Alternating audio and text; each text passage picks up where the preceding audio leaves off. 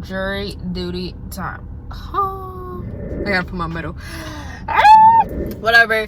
You're just gonna have to deal with a floating head and neck today, okay? Hey guys, welcome back to my channel. I am currently on my hour break at work. Yo, this would be so cool if we were doing like a car sing along, like hey ho yeah. All right. Clearly I have a little bit of energy. I'm halfway through work on an 11-hour shift. I have a list. I have a big list to remember everything. Oh, even more in the back. I have to remember everything I went through that day, because all I remember is that day was crazy, that day was hectic, and that day was too much. It was horrible, and that was my first time ever going to jury duty. Usually I always had a reason to excuse myself because I was in school, so I used to always say I'm a college student, I'll possibly fail my classes if I go, I can't go, and they would excuse me. I wrote in order exactly what I went through. Forgetting to put my pepper spray in the car. So what this means is I had to park, and I was 6 stories high actually. Get in the jury duty line, you gotta go through the metal detector, everything, and on a big list it said things that you can't have on you. On my keys, I have a pepper spray all the time, and that's just what I live with because I'm ready for action. Like I'm ready to shoot somebody. Oh, of course, me just always having it on my keychain, I didn't think much of it, and I'm like, oh crap, I gotta go through this metal detector and have the pepper spray on me. So I had to get out of the line, go 6 stories up back, put it in my car, and go right back in the jury duty line. And that jury duty line was long, so it's not like I was late or whatever. When you go through the metal detector, I have my, like, I have all these stuff ready handy for you. So this is my water bottle. I'm not gonna demonstrate this because I'm not gonna mess up my car. So beautiful water bottle, stays cold for hours. Now if you tilt it all the way, the water starts leaking from right here and just makes a mess and just leaks. Through the metal detector, you gotta put all your stuff down. So I'm thinking, oh crap, I gotta put my water bottle through this, like, metal, you know, the, what's that called, the belt. I gotta put my metal, I gotta put my metal. The belt is obviously moving through the x-ray, so I know it's gonna fall and splash everywhere. I knew it was gonna happen, but I never knew you could hold this through a metal detector as you're walking through. Yeah, I get to the other side. I try to keep it from falling. It fell. And then the lady goes, is this your water bottle? And I'm like, yeah. She goes, well, next time hold on to it and walk through the thing with it. And I'm like, okay. And then they grabbed towels and they cleaned it. Go through orientation, which orientation takes like, I don't know, 30 minutes plus of videos and them talking. It's like going to school. Orientation for school, exactly that. The third panel, what that means is they call about 30 to 50 people into a room. You go in line and then you go up the elevator, and the elevator only fits like 15 people. Imagine that. So we had to wait in line until the elevator kept taking us. We couldn't even go up the stairs, or if there was stairs, whatever. So I was the third panel, so that means I waited like an extra hour to get called. As soon as you get into your courtroom, the criminal, like there's a desk. The criminal for the case is sitting right in the middle, so you already know what the criminal looks like, because they look like a thug with hella tattoos and angry and okay, I don't know. Okay, I don't know.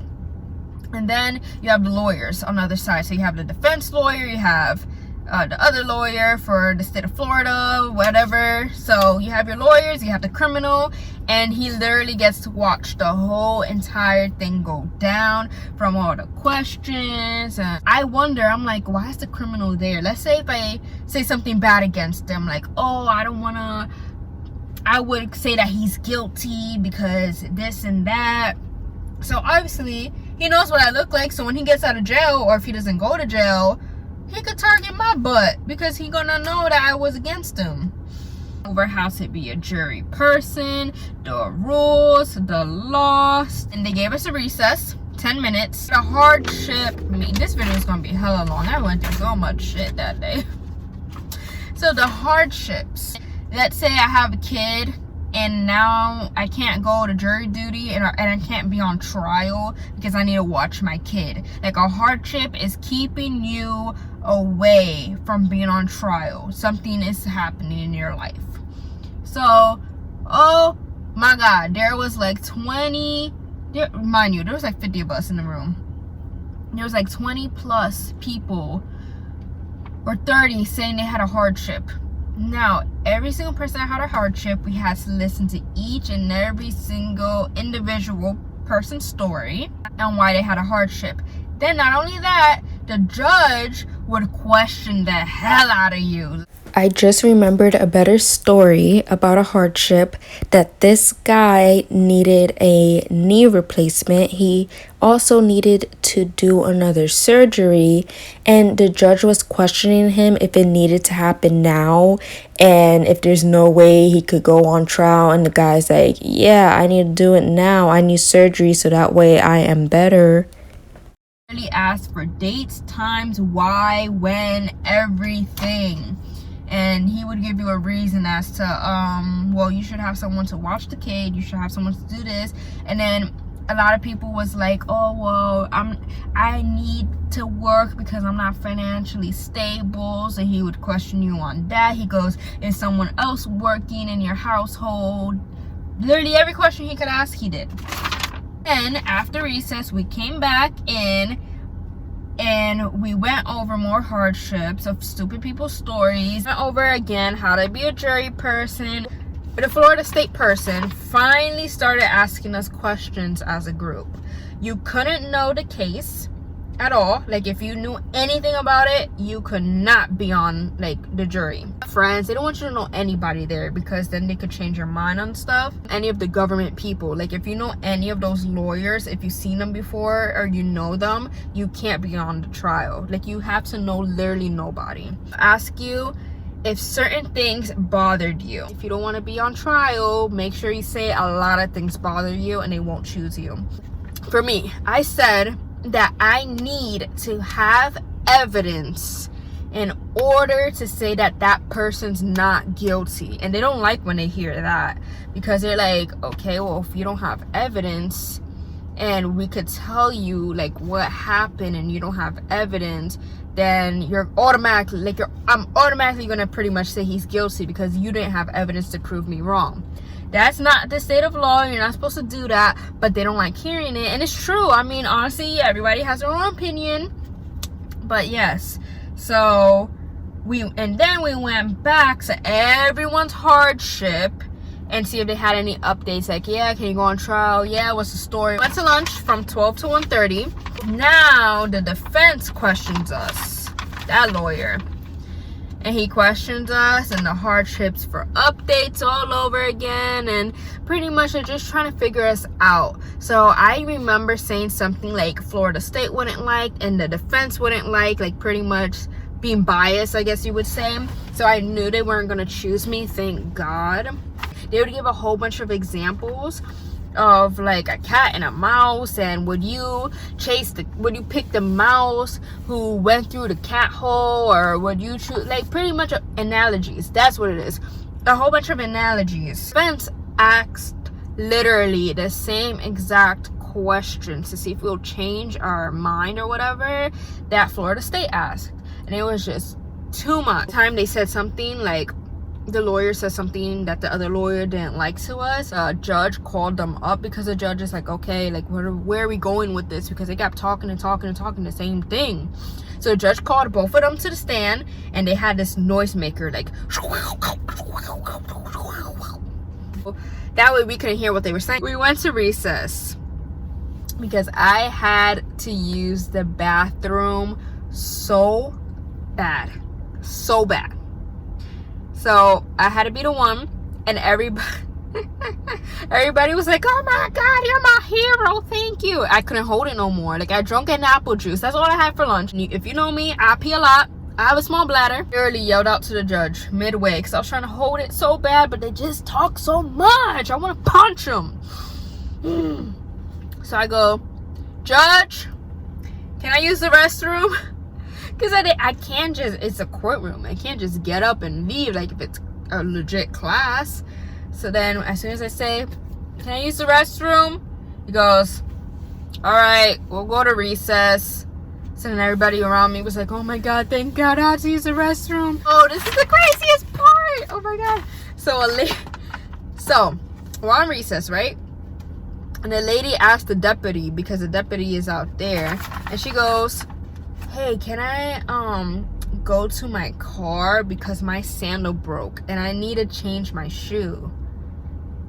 And I'm like, okay, we're all like, okay, cool. So she goes to her car and she never comes back.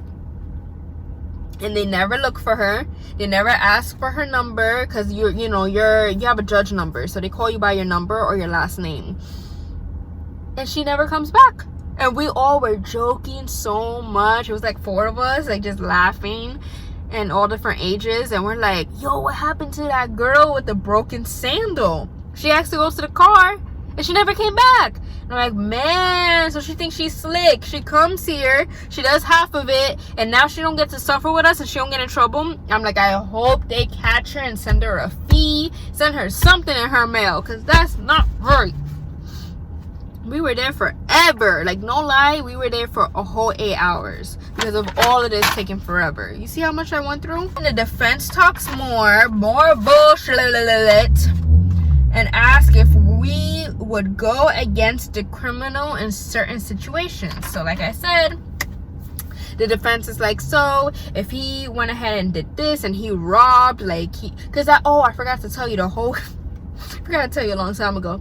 So the case was that this guy back in, like, I don't know, 2012, he robbed a house and he was armed. And I don't know if anyone was there. I don't think so. Pretty much wants to know, like, in certain situations, are you gonna go against them? Hell yeah, I'm gonna go against them. So if he robbed the house and he was armed, would you be against them? Like, all these different stupid questions. And of course, if you go against it and you tell them stuff, like, you have to they make you raise your hand a lot and they ask you questions. If you raise your hands and you know they're not gonna like the answer, do it if you don't want to be on trial. They'll ask us one by one how we feel. So they'll be like, "Oh, so Dros, how would you feel in this situation of him not pleading guilty," or something like that. And then you'll say exactly how you feel, mark your opinion. He'll question it a little bit more, and I just say that's how I feel, and that's it. Finally, he sent us out to pick the jury. They all sent us out.